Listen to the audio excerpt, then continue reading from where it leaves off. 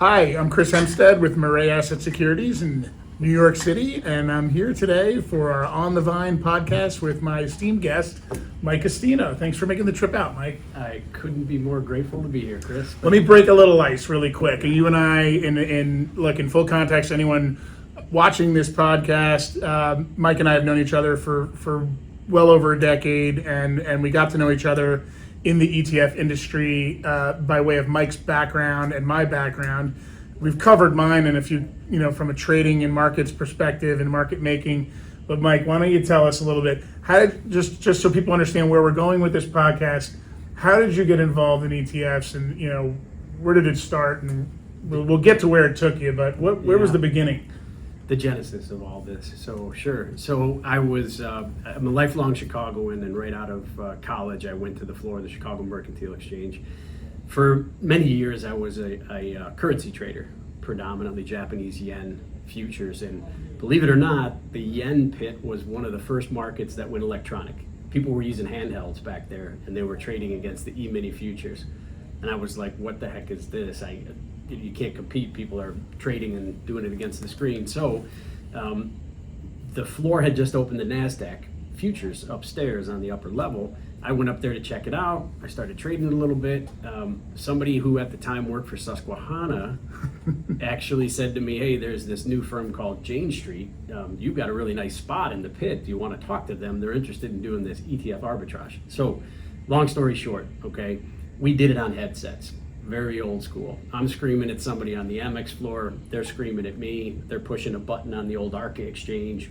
And that was arbitrage. It took, 5-10 seconds to arb back then? Well, I don't, okay, so a little inside baseball. I probably never shared this. And so Mike's going back to 1999, 2000, 2001 era when QQQ had come out of the gate. It was really the most significant and meaningful new addition to the ETF market after SPY. There were several in between that are very well-known products, but QQQ was a big one. And I was the specialist on the American Stock Exchange with Susquehanna, and we had a team of traders up there. But we had the book, and so we were dealing with all of the order flow electronically coming to the exchange, and then announcing that to the crowd. And that's where people, Mike's equal in New York, would be hearing what we're saying and opportunities, for the crowd to buy and sell. And they would make their prices based on the information they're hearing from Mike over the headset. And you can imagine there were at any time 20 or 30 different traders with 20 or 30 different people in Chicago relaying information, and everyone's trying to time it perfectly. And I can honestly say, if I could go back in a time machine right now and get back in those shoes, I don't know if I could ever do it. And then we did it like it was. We made it look easy back in the day, but I think back of the hectic and speed nature of everything we did, and as someone, looking back, I don't know if I could ever do that again, if I was ever given the opportunity. It was madness. It was crazy, but that's kind of a funny small world story, because I probably heard your voice multiple times in the background over that headset. So many probably explicitives around that, some people probably described it as Carnival Barker. Others probably said angelic voice. I don't know. Take your pick. But Carnival Barker. I like from that. Let's say from that pit, right? Obviously, all the electronic trading on the Mercantile Exchange migrated to the other pits. And I'd been working with a great group at Jane Street, but obviously there was nothing there in Chicago to do in that pit. But we went everywhere. We went into muni bonds. We went into the Nikkei 400. We went all over the place as this arbitrage opportunity kind of shrunk or condensed from on-the-floor personnel over to electronic trading. So there was a firm in the western suburbs. I kind of brought it upon myself. I said, I got to get out in front of this and see what life is like outside of the floor. A firm in the western suburbs of Chicago called Claymore ETFs at that time had just started. First Trust was out there also too. They weren't in the ETF game yet. Bruce Bond was just starting Invesco Power Shares, but I wound up getting a job with Claymore, and ETFs were new to them. So I spent probably, I can't remember how many years there, but you could call it a quasi-institutional salesperson, but just literally explaining what creation redemption was, what best execution is, making people's heads spin who are used to just mutual funds and UITs. I remember that office, those offices back then in the day. Yeah, it was a great experience and a great firm. From there, I went on to work for an index provider. And while I was at that index provider, we were going to launch a couple ETFs. That's how I met US Bank. And US Bank asked me if I would like to throw my hat in the ring for a position that was available. And that was 12 years ago. And then just recently in May of this year, I got together with a longtime friend, one of the original founders from Claymore ETFs, Nick Del Maso. And he had Sound Capital Solutions as a thriving RIA already, but I joined as a partner now to help expand into the world of ETFs, something that they weren't covering before. So one of the things, and again, this is why I wanted to expose Mike to this audience. There's the trading side of the business, and then there's the management side of the business, and we cover a lot of both on these podcasts and in conversations. It's the sexier part of the business, right? Oh, you're the asset manager and you raised $1 billion, and you're the trading firm and you traded 1 billion shares, and that's all fun and it's it's exciting. But in between the asset manager and the exchange or the trading desk, there's a monumental amount of work and not so exciting stuff that has to happen. And that's where a partner like Sound Capital will come in, or someone with Mike's knowledge will come in and say, well, look, let me ask you a few questions, right? So what does it look like, a day in the life of a prospect, if you will? They come to you when they wake up in the middle of the night and say, I have an idea for an ETF, I'm going to call Mike. Is it almost that trivial? It could, and we welcome that. I mean, we want to start from square one. Knowledge, baseline knowledge about what this industry is about, what ETFs are about. And come on, Chris, I mean, what can be more sexy than 1940 Act regulations and CCO policies and procedures, and making sure that, do you want somebody to do that for you, or do you want somebody to show you how to do it? So that's the baseline that we start with people, okay? They can rely on us as well as any other really quality providers out there.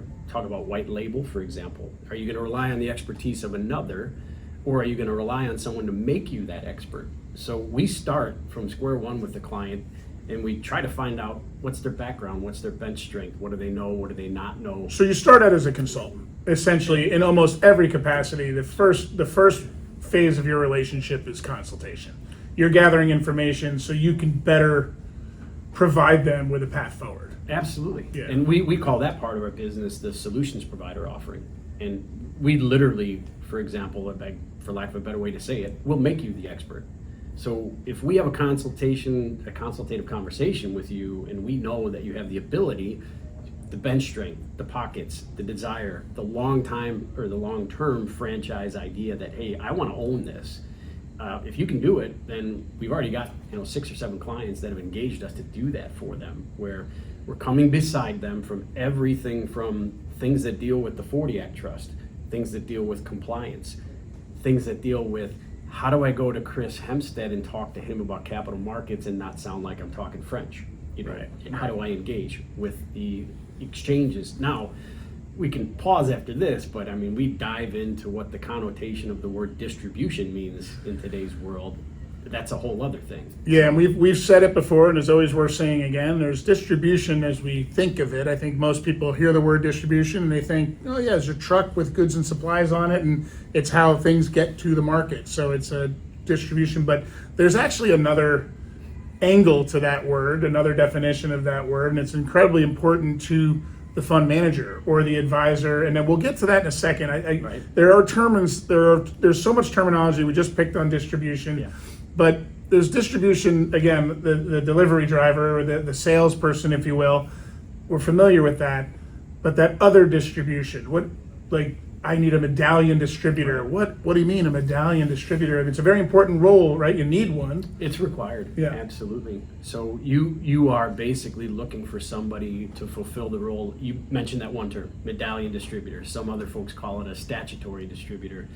And there's a couple roles, right? And to be not granular, but high level as to the two main things that they're going to do. They're going to be involved in the creation redemption process of the ETF itself, meaning they're going to have a role in the daily oversight of how the policies and procedures are followed to make sure those creation and redemptions get done the right way.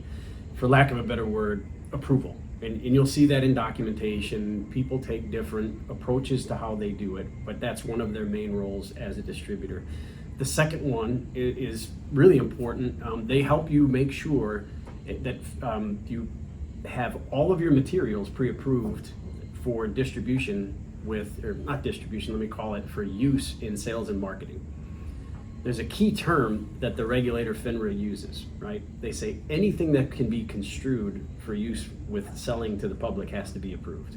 That can be, if you and I were doing this on the podcast and we started pitching an ETF, that would have to go to FINRA before we could use it as sales material. So Right. That's really the two major roles that a distributor will perform for you. So it's almost like a form of, in the equity capital markets of investment banking, there's a lot of due diligence that happens, and then there are a lot of rules around newly minted equity shares. Is okay, you are the underwriter or you're a secondary, and there's rules that they have to abide by. Well, with ETFs, with that open structure, creation and redemption is considered a form of statutory underwriting in a sense, right? So maybe some of that regulatory oversight carries over into the ETF world, but it's not actual people out selling. It's really that primary market oversight before it jumps into the secondary market. That's a great way to describe it, because that's where the overlap comes. So if you're going to send people out into the world to sell your ETF,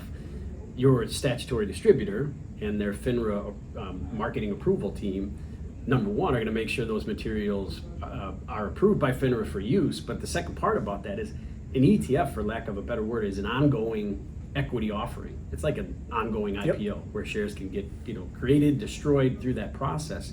So that falls into also having your distributor help you delineate between, am I in front of somebody today talking about Mirae, or am I in front of somebody today talking about a Mirae product? Right. Are you selling a product? Then you need a Series 7 licensed individual to do it. But if I'm sitting here with Chris and he's just telling me how great Mirae is, well, you may not need that oversight. Right. So that's a little bit on distribution. So let me ask the next one, the advisor. Okay, there's an advisor to every fund. There is, yeah. I think of advisor, I'm thinking of the person I called to ask him how my 401k or my retirement plan or whatever, how am I doing, sir, or ma'am, and I call my advisor. Is that the advisor we're talking about? Or it's not so much, is it? So the advisor of an ETF is right. What? So the advisor of an ETF, you're registered with the SEC, and I think kind of a high level way to think about this is spelling does come into play. So you're going to go down to your Morgan Stanley financial advisor, and that's going to be an OR at the end of it. But once you start coming into the world of an SEC registered advisor who's been granted the ability to run a 1940 Act product, again, remember, mutual fund managers fall into this same category because ETFs are 1940 Act products. Right. So there is an advisor who runs a mutual fund. That's spelled with an ER. It's a different designation, it's a different application, and it's a different oversight. Principal. Exactly. Okay, all right. Yes. Principal is your pal. Yeah. Same spelling. All right, so we have the advisor and the advisor. The advisor is who we talk to on the phone, and the advisor of the ETF is, their day-to-day role is to... So maybe I'll give you a quick, little analogy, right? Well, we'll start with the highest level of the house, and that is the 1940 Act trust. Okay, so the majority of ETFs or ETPs, whatever folks want to call them out there, are under the 1940 Act. When you say under the 1940 Act, you mean they have to follow the 1940 Act because that's the structure they brought to market. So you need a regulated investment company. That's the trust. Some people call it a RIC, right? There's board members who oversee it. And then every single ETF that's in that trust, whether it's put out by iShares or whether you go to a white label advisor and they have multiple clients who put out, that's called a series. So it's a series of the trust. So in the industry, you've heard the term multiple series trust, shared trust. It doesn't matter who the advisor is, any ETF is a series of that trust. So go back to your point about the advisor.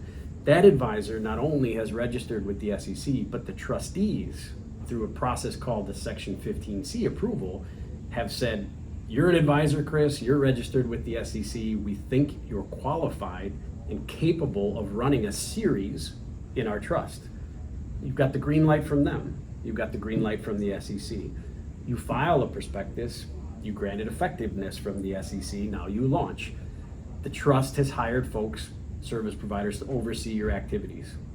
Administrators, custodians, external audit and tax. They all report to the board to make sure Chris is doing okay in his role of advisor and following what the prospectus says about the fund. So that's kind of a crash course, really quick overview of what that role of advisor is. Again, hired by the trustees. And the advisor is not always, and very rarely is, actually a person, right? It's an entity, a name of the company. Is that right? Like where the, it's the brand. Is it really when you think about, okay, in a series trust, XYZ, ETF I would agree with that, because I would say, Chris, I think it's pretty important. I could probably register myself as an advisor with the SEC, but then I go to that second level when I approach a trust and a board to try to prove that I can run an ETF. Garage one-man bands, garage bands with two people, you're gonna need some depth, you're gonna need some experience, you're gonna have to eliminate key person risk, that old what happens if Chris gets hit by a bus, who's standing behind him to take over. So it's a little bit more complicated when you wanna step up and say, and especially in today's world, I mean, let's say you throw derivatives into your product, right?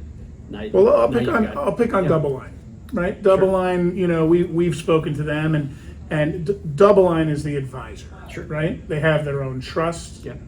They are the advisor to their trust, and then they have portfolio managers who are, who have a role in the process of keeping the ETF running, right? That the advisor hires portfolio managers to make sure the advisor is doing everything by the trust. What's a subadvisor?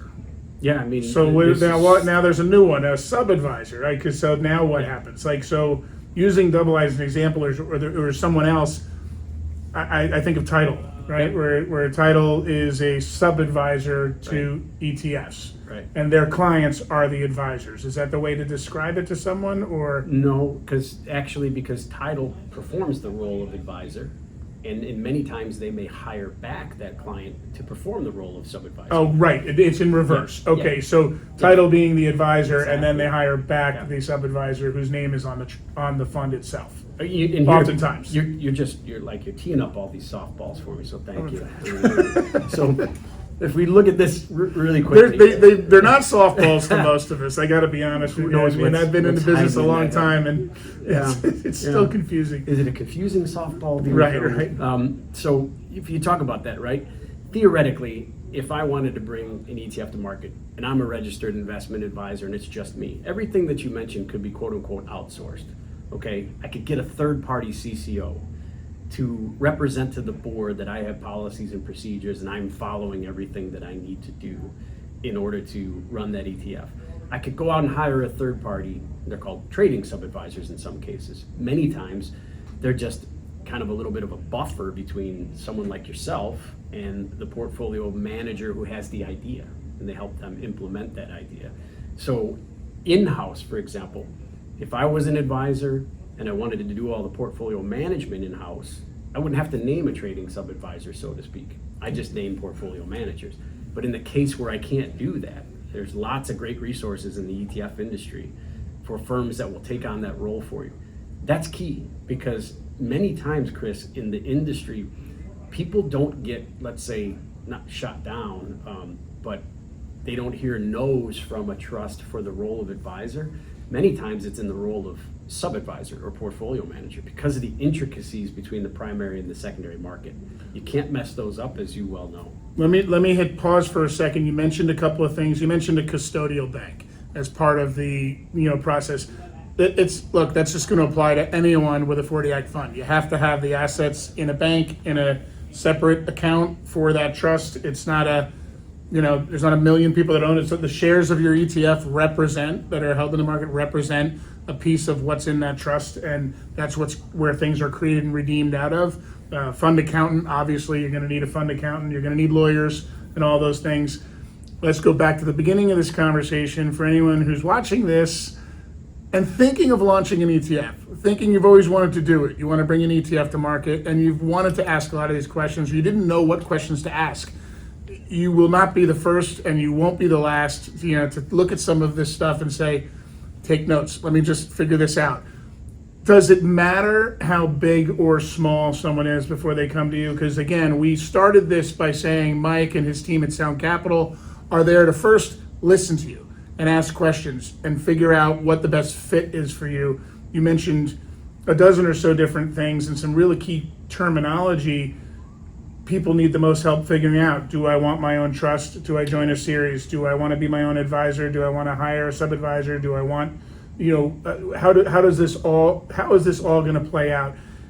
In your experience, have you seen big existing managers come to market and go a particular route, or is it mostly, or do they always go the same way and then small emerging managers go another? And I guess to follow on to that question, how much of the cost impact or cost structure falls into the decision-making process? Yeah, sure, absolutely. So tackle your question about big asset managers.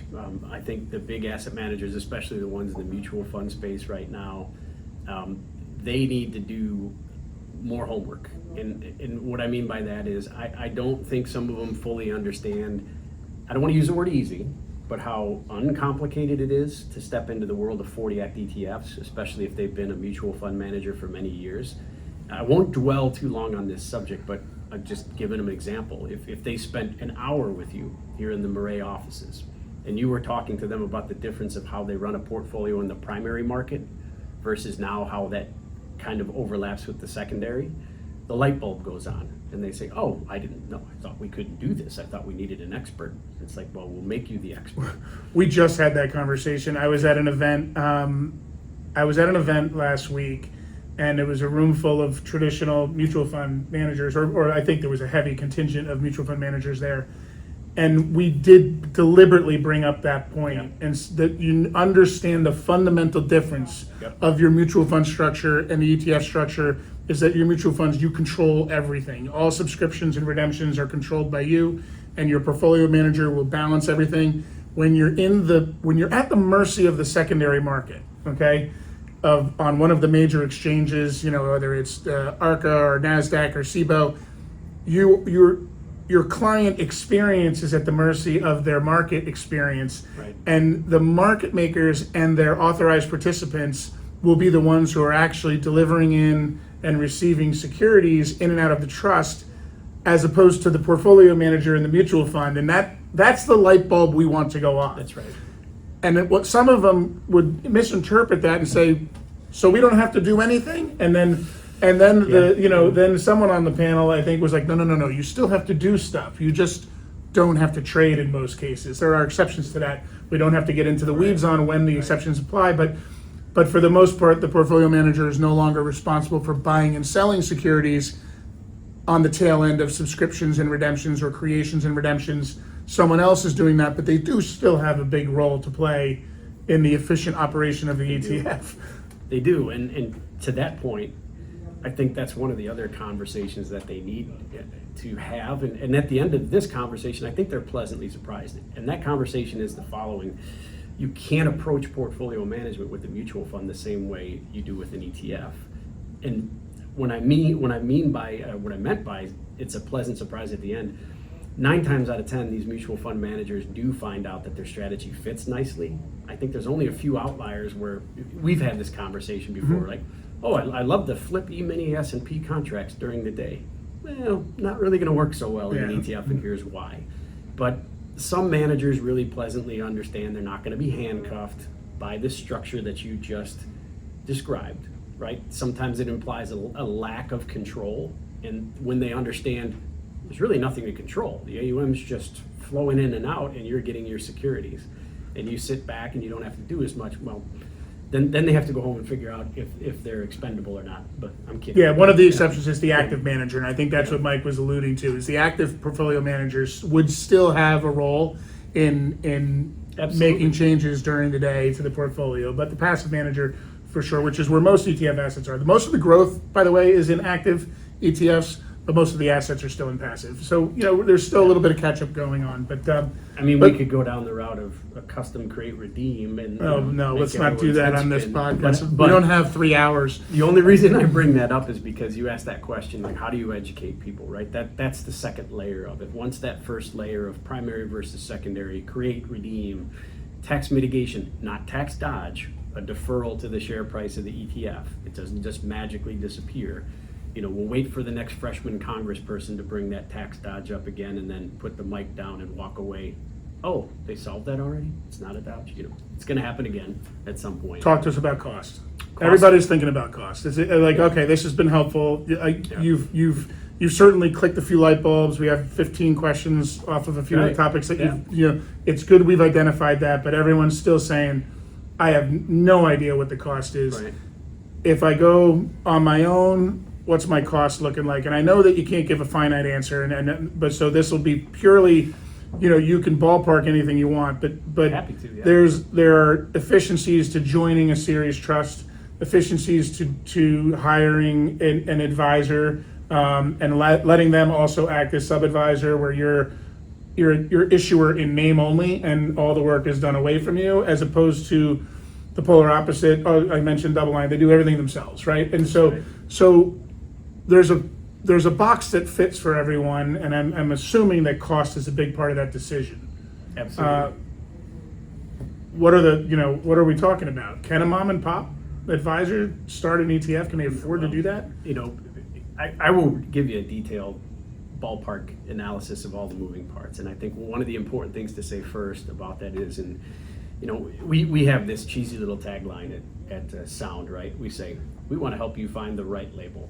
But what that really means is, that's the answer to your question. Where do I start? How do I structure this based on what I have now?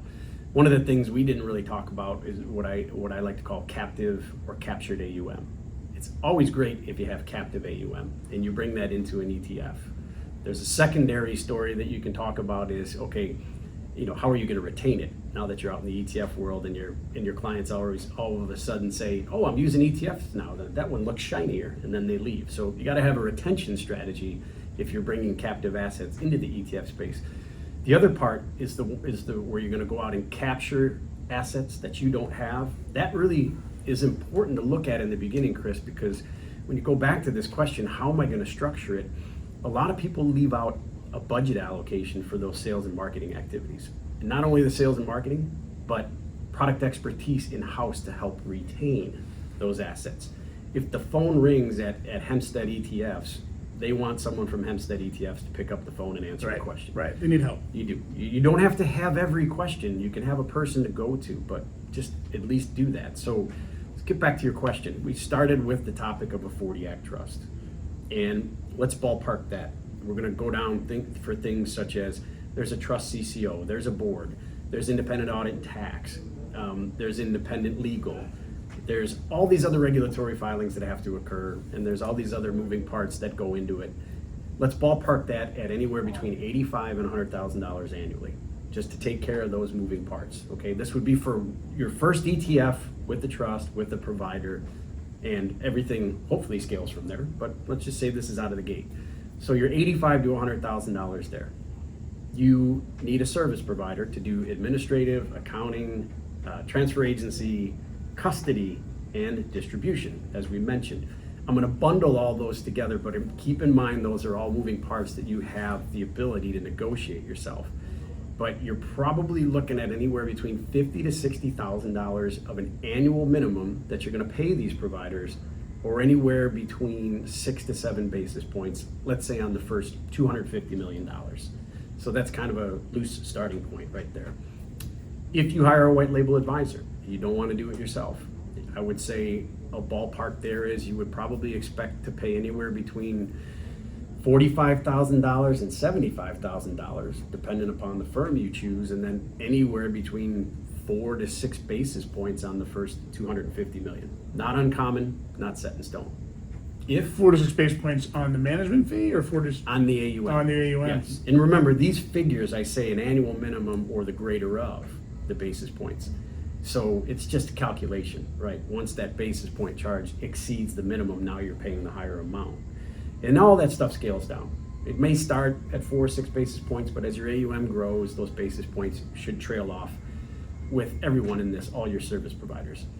You talked about hiring a third-party trading subadvisor.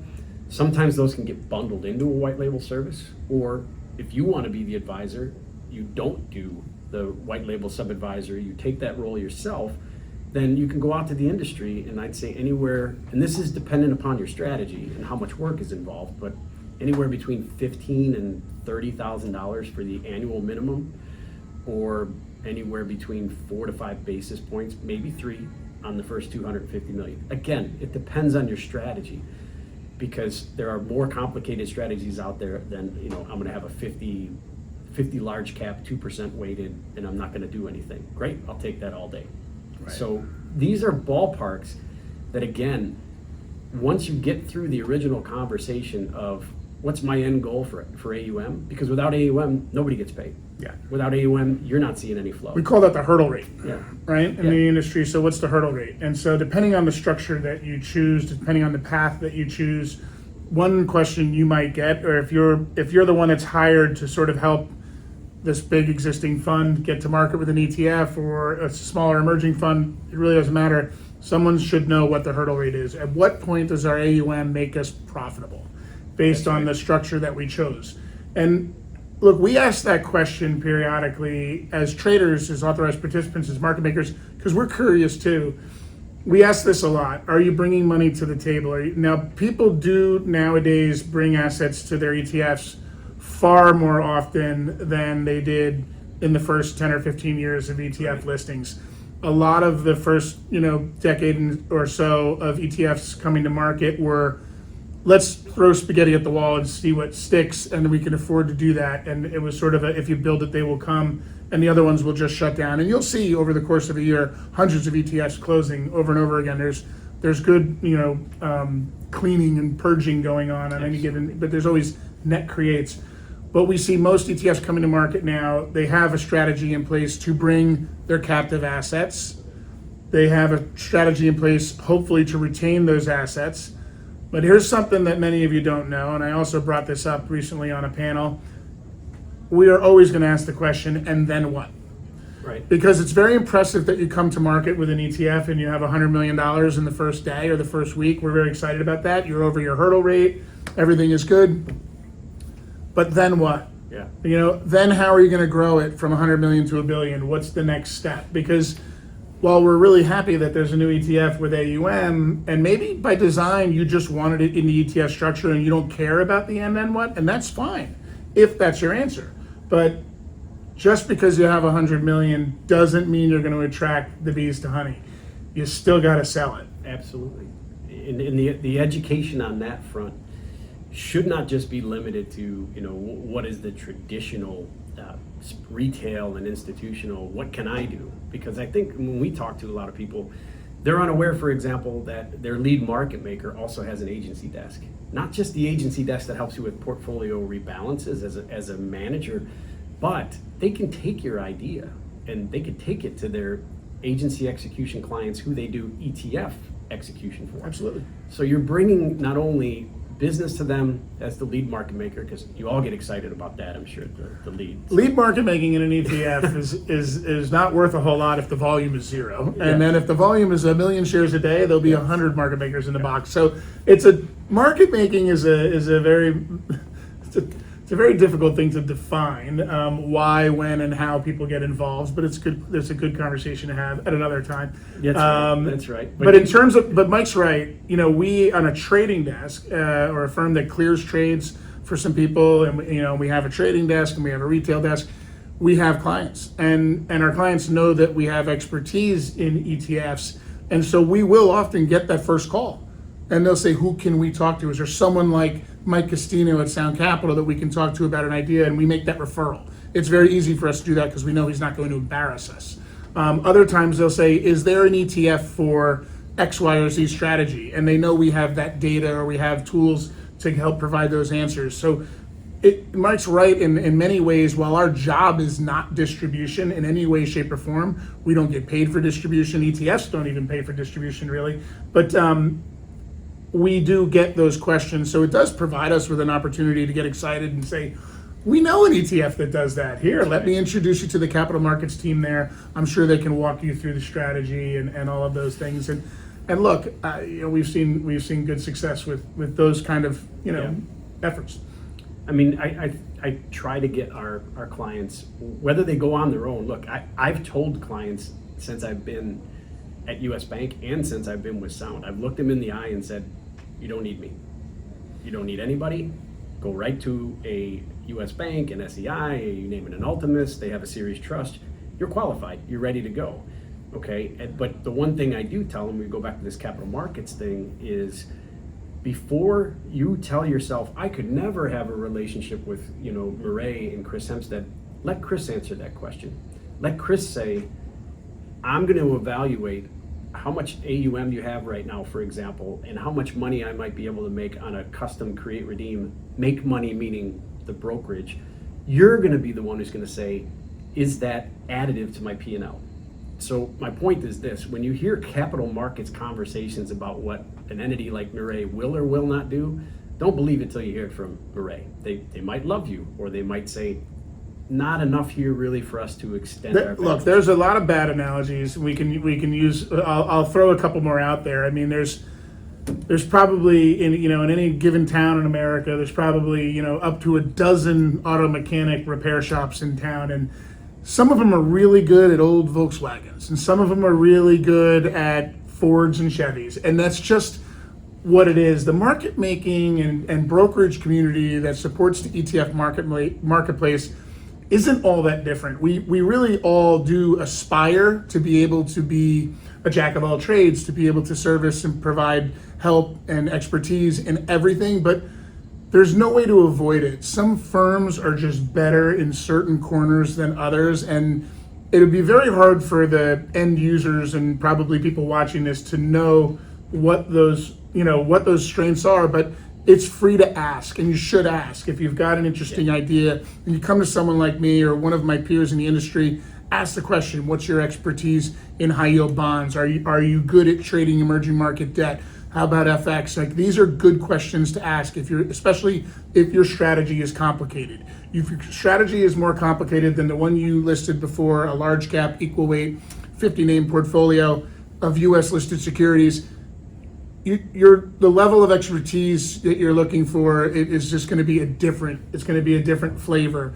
If you've got a very active strategy with complex instruments, then you're going to want to partner with someone who's going to be able to deliver, and not everyone does that, and so it's I guess what we're really impressing upon you, and thank you so much, Mike, for coming in and talking about this, because I think what we covered today is oftentimes taken for granted. People figure it out the hard way, and they eventually learn all these things, and they eventually figure it out. Sometimes it takes them a year or two to figure it out. It doesn't have to take that long. No. Pick up the phone, call an expert like Mike and his team at Sound Capital, and ask them these questions. Get sound advice, and no pun intended. And should we tie it all together here at the end with the fishing analogies? I was just about to say, many of you probably don't know this, but Mike is he is a top-notch expert, Midwest lake fisherman, from Chicago up to Wisconsin, I think. And I've seen him towing that boat around just like the Pro Bass Tour. And well, I kind of thought of this as you and I were prepping for this, and give an analogy of what we were talking about here with the whole structure, right? So you've got the harbor, all right? If you're gonna go out fishing, you need a harbor that can be your trust. That's where you launch your boat from.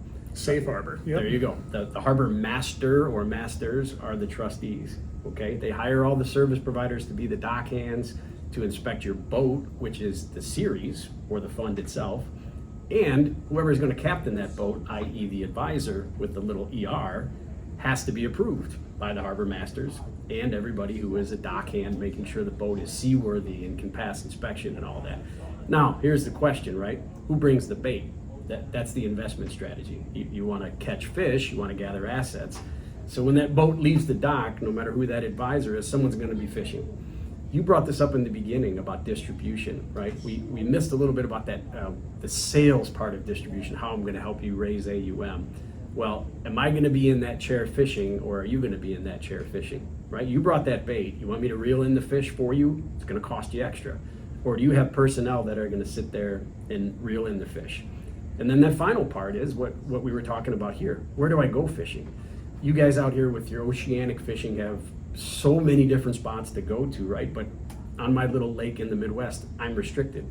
So the point is, how many different angles or how many different places can you go to get that message out? We talked about one with your agency desk, but there are so many out there.